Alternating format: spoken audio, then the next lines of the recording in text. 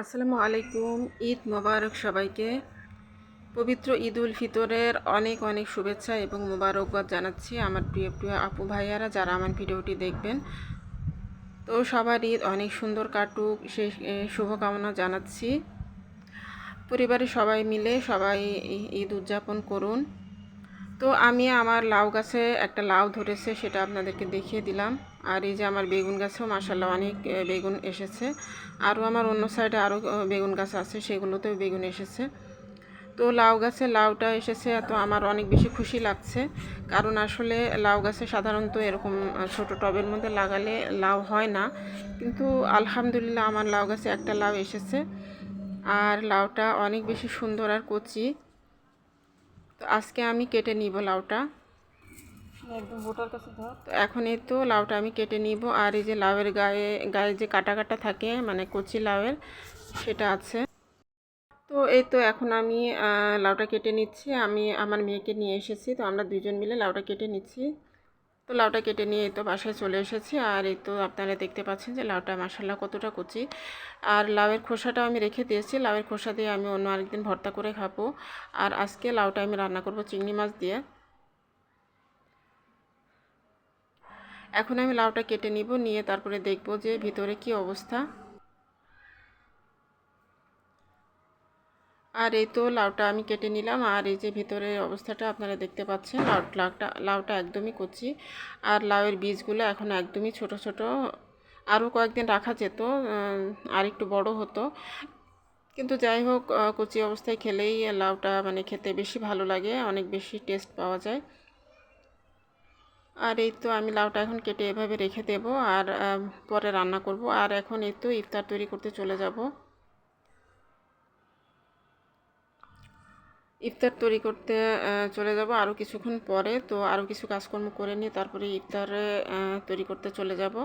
আর এখানে যে আমি গত ভিডিওতে দেখেছিলাম যে আমি কাবাব তৈরি করেছিলাম, সেই কাবাবগুলো আমি বের করে নিয়েছি এখন, নিয়ে তারপরে কাবাবগুলো তুলে নিয়েছি।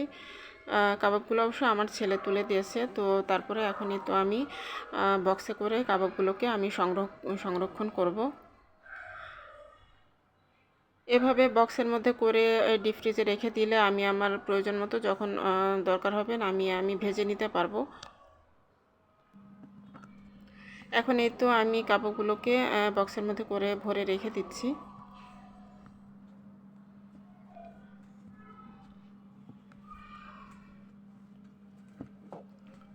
এটা বিকালে নাস্তা অথবা মেহমান আপ্যায়নে খুবই কার্যকরী একটা জিনিস। তো এভাবে তৈরি করা থাকলে খুবই ভালো হয়।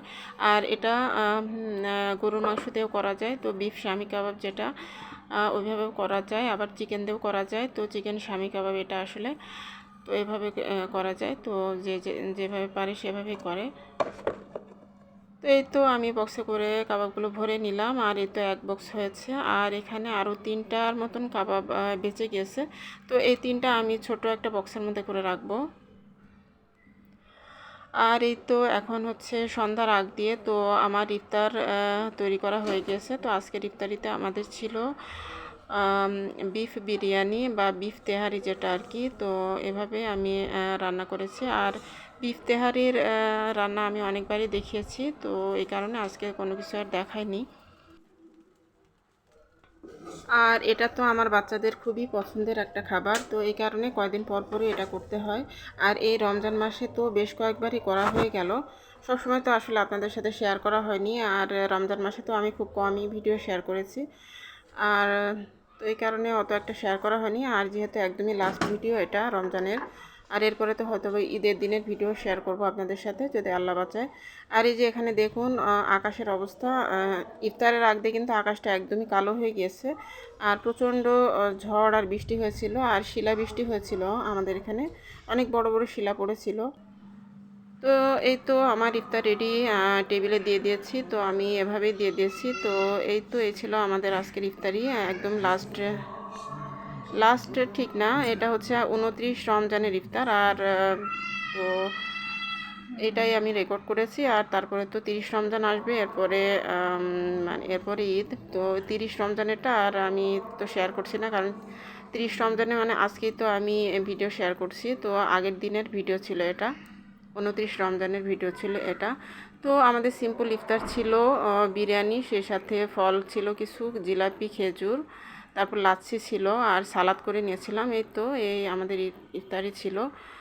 আর এখানে আমার মেয়ে একটা নাস্তা তৈরি করেছে, এটা হচ্ছে ফ্রেঞ্চ ফ্রাই দিয়ে চিজ, তারপরে ক্যাপসিকাম আর একটা সস তৈরি করেছে স্পাইসি করে। তো এগুলো দিয়ে আমার মেয়ে এই নাস্তাটা তৈরি করেছে। তো মাশাআল্লাহ খেতে খুবই মজা হয়েছিল। Animal style fries. No, this is not animal style. Why? আর এই তো এখন আমি চলে এসেছি লাউ রান্না করার জন্য। তো আজকে আমি লাউ রান্না করব চিংড়ি মাছ দিয়ে। তো এখানে আমি চিংড়ি মাছ রেডি করে নিয়েছি। তারপরে এই তো আমি লাউটা বসিয়ে দিয়েছি। তো ফার্স্টে আমি মশলা দিয়ে চিংড়ি মাছটাকে কষিয়ে নিচ্ছি, তারপরে লাউগুলো আমি দিয়ে দিয়েছি, দিয়ে তারপরে এই তো উপর থেকে টমেটো দিয়ে দিয়েছি। আর এই তো দেখতে পাচ্ছেন লাউটা কতটা কচি, একদম গলে গিয়েছে, একদম নরম হয়ে গেছে। আর এখানে আমি পাঙ্গাস মাছ ভুনা করে নিচ্ছি সাহারির জন্য। তো এই তো এই হচ্ছে আজকে আমাদের খাবার দাবার। তো আজকের মতো এখান থেকে বিদায় নিচ্ছি। আল্লাহ হাফিজ, আসসালামু আলাইকুম।